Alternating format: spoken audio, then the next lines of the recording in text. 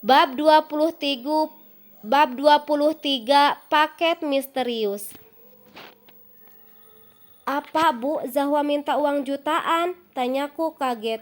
Jangan-jangan mantan ibu mertuaku sedang belajar jadi artis. Kemudian dia sengaja berakting untuk mengasah kemampuannya dalam memainkan tokoh di film. Aku yakin 100% Zahwa tidak pernah meminta uang pada mereka. Kalaupun iya, pasti dia memberitahuku. Gak usah sok, kaget Ella. Pasti kamu yang mengajarkan cucu saya untuk memoriti harta kakeknya, agar harta warisan cucu saya bisa kamu kuasai. Dijaga bu ngomongnya, kalau bicara kok seenaknya, pedes banget kayak bon cabe. Sepeser pun Ella gak pernah nyuruh Zahwa minta-minta. Ella masih sanggup menafkahi anak sendiri. Soal uang penjualan rumah itu memang milik Zahwa. Anggap saja sebagai nafkah dari Mas Ilyas untuk beberapa tahun. Selama dia sibuk sama istri barunya yang kayak nenek lampir itu, mulutku gatal. Aku ungkapkan segala kekesalan. Mantan ibu mertua sudah keterlaluan, seakan-akan menuduhku telah memanfaatkan keadaan serta memperalat Zahwa untuk jadi mesin penghasil uang.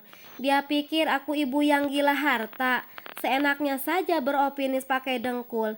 Ibu bicara apa adanya Ella. Tapi bu, Ella selalu memberi uang yang cukup untuk Zahwa. Halah alasan, kalau cukup ya, gak mungkin anak mengemis-ngemis duit. Ibu kalau ngomong otaknya kemana? Lagi digadaikan di pegadaian. Zahwa itu cucu ibu, tapi ibu tega bilang dia ngemis-ngemis. Padahal belum tentu Zahwa kayak gitu. Tutup mulutmu Ella, plak. Dengan raut murka ibu menamparku, pipi sampai memanas. Rasa sakit menjala dari pori-pori kulit menuju ulu hati. Aku hanya bisa memiringkan senyum sambil menahan emosi supaya tidak ikut terpancing. Meskipun benci dan amarah memuncak, namun nilai dan norma tetap aku junjung tinggi. Tak pantas melawan pada orang tua, ibu sudah aku anggap seperti orang tua sendiri. Tak sampai hati, tangan ini melukai kulit pipinya yang mulai keriput. Plak, tanpa aba-aba Laras yang sudah pulang dari pasar menghampiri ibu. Dia menampar wajah ibu penuh kebencian. Ibu yang awalnya sudah berdiri untuk pergi seketika terjatuh lagi di sofa.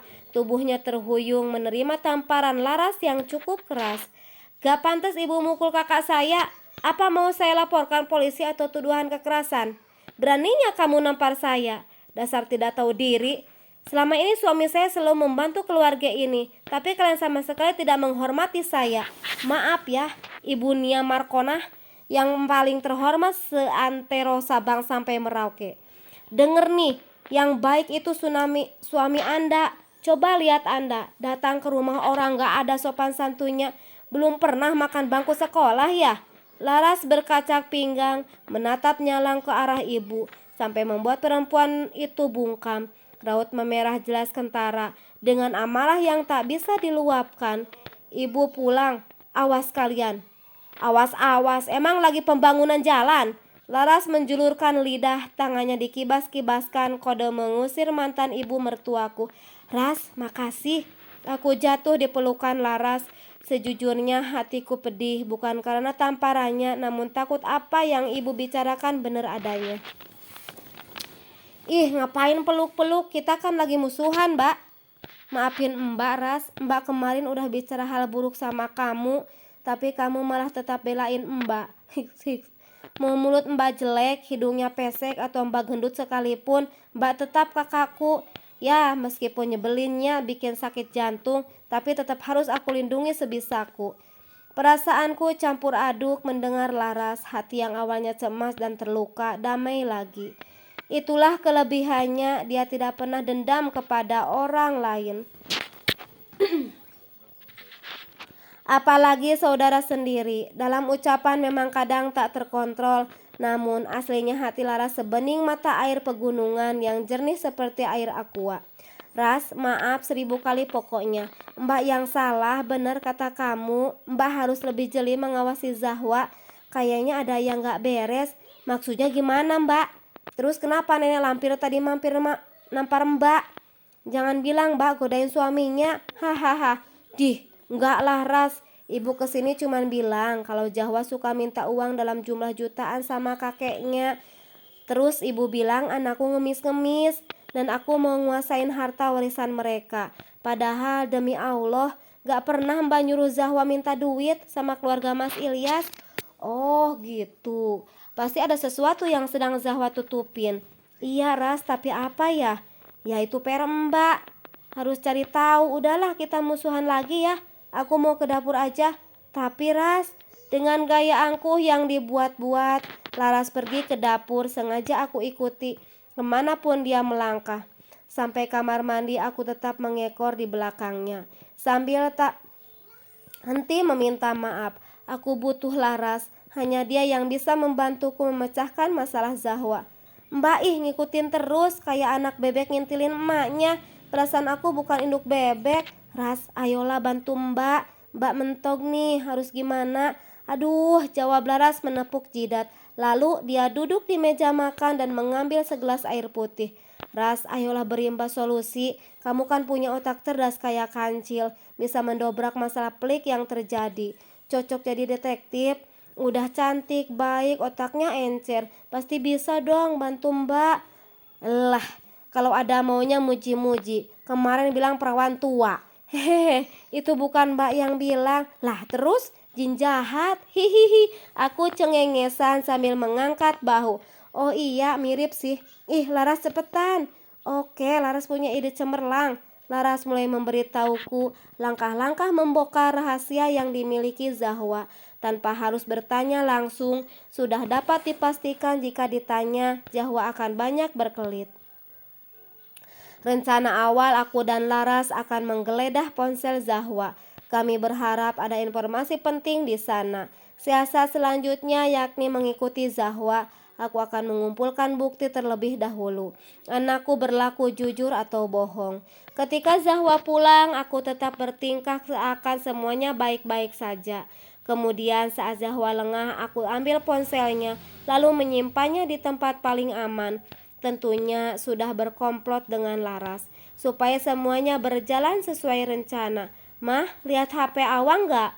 Perasaan sebelum makan malam awas simpan di kasur. Kenapa menghilang ya? Masa dimaling curut?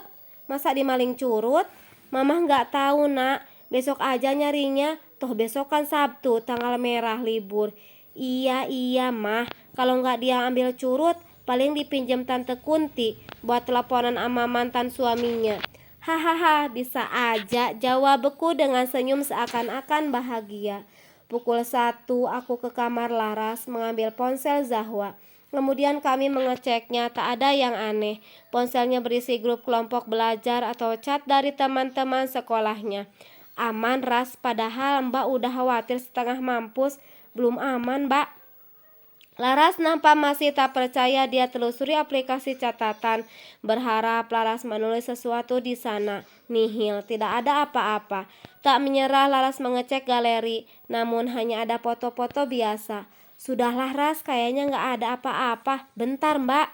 Laras beralih mengecek YouTube, mencari bagian histori. Tetap saja hanya ada tontonan yang wajar. Mbak lihat deh, histori Google di ponsel Zahwa. Ada sebuah link di histori ponselnya. Kami mengkliknya. Dadaku sesak mengetahui link tersebut mengarah pada video konten dewasa. Astagfirullah Ras, kacau Mbak. Banyak banget si Zahwa kayaknya sering nonton video dewasa gini. Mulutku terkunci rapat, tak sanggup bicara apapun. Jantung seakan dicongkel dari tempatnya. Denyutnya sangat melemah. Sok berat mengetahui fakta yang menohok ini. Mbak, ada lagi nih. Zahwa pernah searching cara mengatasi ketagihan. Apa jangan-jangan? Aku taruh telunjuk di bibir Laras supaya dia tak meneruskan ucapannya. Aku tahu kemana arah pembicaraannya nanti. Tak sanggup mendengarnya. Hati ibu mana yang tak sakit ketika tahu anaknya diam-diam mengkonsumsi bacaan ataupun tontonan tak patut. Nyeri dan rasa kecewanya sungguh tidak terkira. Bulir bening mengalir deras. Aku bungkam mulut agar tak mengeluarkan suara tangisan. Tenang Mbak, belum tentu Jawa seburuk video yang dia lihat. Kita harus cari tahu lagi besok. Sekarang Mbak tidur ya. Pundakku dielus-elus. Aku tumpahkan segala rasa yang berkecamuk dalam pelukan Laras. Setelah puas, aku coba beranjak kembali ke kamar, biar besok aku cari tahu lagi. Saat ini aku harus tidur. Setelah sholat subuh, Zahwa tidur lagi, sempat terlintas di kepala untuk mencecarnya dengan banyak pertanyaan. Namun Laras melarang. Aku harus bersikap halus, tidak boleh terburu-buru menyimpulkan suatu yang diketahui. Tok tok tok, permisi. Aktivitasku membereskan rumah harus terhenti untuk membuka pintu. Emak dan Laras sedang mengirim sebagian hasil panen lele ke pasar untuk dijualkan kepada para pedagang. Diantar beberapa anak buah emak. Permisi, ada paket. Iya sebentar. Aku buka pintu. Berdiri seorang pria dengan baju serba hitam. Dia menggunakan kacamata hitam. Di tangannya ada kotak kecil dilapisi plastik. Maaf bu, ini ada paket atas nama Zahwa.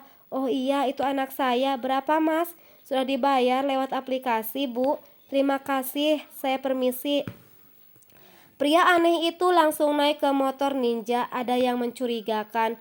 Pria itu tidak terlihat seperti kurir, tak ada paket lain yang dibawa. Padahal ini masih pagi, tak mungkin tugasnya mengirim barang sudah selesai, kecuali dia punya karpet ajaib. Paket yang ada di tanganku juga terlihat aneh, tidak ada resi yang tertera, makin membuat curiga. Segera aku tutup pintu, duduk di sofa dan membuka paketan misterius ini. Dengan kecepatan ekspres, aku berhasil membuka plastik dan perekat yang melapisinya. Ada kotak kecil berwarna hitam, seukuran kotak jam tangan. Aku buka penutupnya. Mah, jangan! Teriak Zahwa. Dengan gerakan cepat, kotak itu sudah berpindah di tangan Zahwa. Raut wajah anakku berubah panik. Rambutnya masih awut-awutan. Dia genggam erat kotak tersebut. Berikan sama mama, Wak, biar mama cek dulu isinya. Ya jangan mah, ini isinya jam. Jangan bohong. Sekilas mamah lihat isinya kayak ada bungkusan-bungkusan kecil. Bukan mah, mama pasti salah lihat. Zahwa gugup, dia bergegas masuk kamar. Dengan sigap aku cekal tangan kirinya. Zahwa refleks menjauhkan kotak yang ada di tangan kanannya. Pasti ada yang tidak beres. Aku harus bisa mengambil kotak itu. Kasihan mama kotaknya. Kasih mama kotaknya. Gak boleh, ini jam tangan pesanan teman awam mah. Jangan bohong, cepat berikan kotaknya. Intonasi suaraku mulai tinggi. Buat apa sih mah, ribet banget. Ngoto aja urusan awak. Lepasin tangan awak mah. Sini kotaknya. Gak boleh. Terjadilah adegan saling berebut. Mati-matian aku berusaha merebut kotak itu. Namun Zahwa semakin kekeh tak mau memberikannya. Sini kotaknya, bentakku geram. Bruk, Zahwa mendorongku sampai tersungkur di lantai. Kakiku terpelintir, urat rasanya tertarik tanpa merasa salah. Zahwa memilih masuk kamar, membiarkanku jatuh.